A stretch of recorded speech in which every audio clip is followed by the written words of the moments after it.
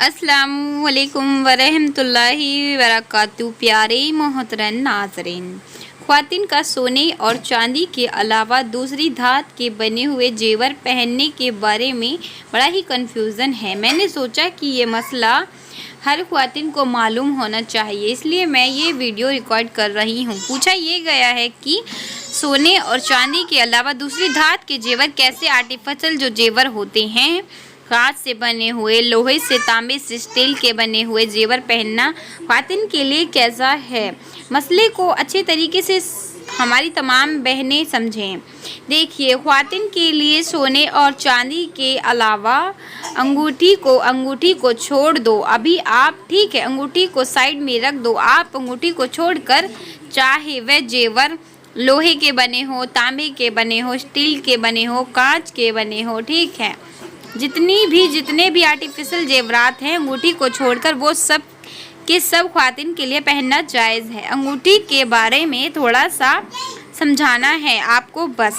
अंगूठी के बारे में उलमा की दो राय हैं। बाद उलमा अंगूठी के बारे में भी ये कहते हैं कि आर्टिफिशियल रिंग्स पहनना जायज़ है, यानी ख्वातीन मर्दों को तो छोड़ दो। अभी मैं सिर्फ ख्वातीन का मसला बयान कर रही हूँ। ख्वातीन के लिए आर्टिफिशियल जितनी भी चीज़ें हैं वो सारी की सारी जायज़ है। बाद उलमा ये कहते हैं कि अंगूठी नहीं हम पहन सकते, क्योंकि अंगूठी के बारे में रसूल अल्लाह सल्लल्लाहु अलैहि वसल्लम की कुछ हदीस है जिनमें पता चलता है कि हुजूरों ने सदीद इनकार बयां फरमाई है। सोने और चांदी के अलावा अंगूठी पहनने वालों पर दो हदीस में आपको सुनाना चाहती हूँ। एक मरतबा हुजूर सल्लल्लाहु अलैहि वसल्लम ने तांबे की अंगूठी किसी को पहने हुए देखा तो हुजूर ने सदीद इनकार बयां फरमाई और फरमाया, क्या हुआ कि मैं तुम में से बूतों की बू महसूस कर रहा हूँ? क्या हो गया है तुमको कि तुम में से बूतों की बू आ रही है? इसी तरीके से कोई लोहे की अंगूठी पहना हुआ था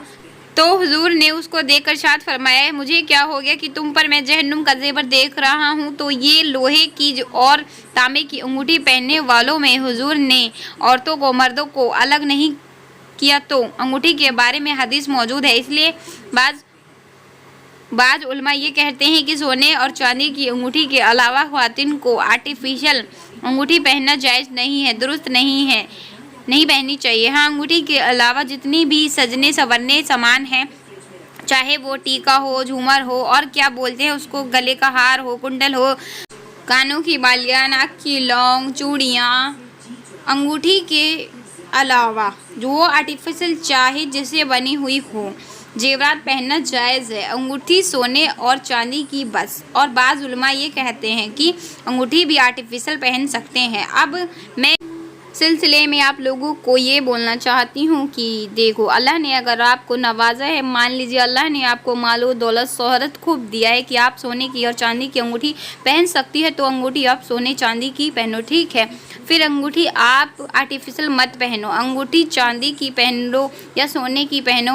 और अगर अल्लाह ताला ने आपको नहीं नवाजा है, आप इतनी हैसियत की मालकिन नहीं है, आपकी इतनी हैसियत नहीं है कि आप सोने और चांदी की अंगूठी पहन सको, तो फिर सजने संवरने के लिए आप आर्टिफिशियल रिंग पहन सकती हैं, है ना, कोई प्रॉब्लम की बात नहीं है। तो ये पूरे मसले हैं जो सही जवाब हैं मैंने आप लोगों को खिदमत में पेश किए हैं। या कुल मिला के ये है कि अंगूठी के बारे में तो वही मसला है कि जो मैंने अभी आपको समझाया। अंगूठी को छोड़कर जितनी भी चीज़ें जेवरात में आती हैं आर्टिफिशियल, वो ख्वातीन के लिए पहनना जायज़ है। मुझे उम्मीद है कि ये मसला आपको अच्छी तरीके से समझ आ गया होगा। इस वीडियो को दूसरों के साथ शेयर करें, दूसरों को तक पहुँचाएँ। ज़्यादातर ख्वातीन के पास, बहनों के पास, अपनी जितनी भी दूर के रिश्तेदार उनके पास ज़रूर पहुंचाए, ताकि उनको भी फ़ायदा हासिल हो, उनको भी इल्म हासिल हो। जो भी इस वीडियो पर अमल करेगा उसको और आपको हमें इसका सवाब मिलता रहेगा। तो वीडियो को शेयर करना ना भूलें। और आपसे गुजारिश भी है कि चैनल को सब्सक्राइब कर लें ताकि नेक्स्ट वीडियो आपको जल्द ही मिल सके। और आपका कोई भी सवाल तो मुझे कमेंट करें, मैं इंशाल्लाह आपको रिप्लाई ज़रूर दूंगी।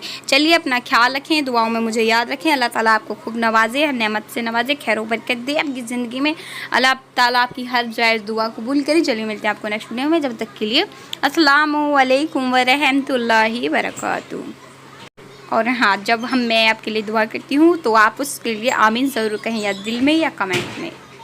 आमीन इसलिए कहना चाहिए कि क्योंकि ना जाने अल्लाह किसका आमीन कबूल कर ले और उसकी हर दुआएं कबूल हो जाएं, हर हाजत कबूल हो जाए, उसकी ज़िंदगी में खैर बरकत आ जाए।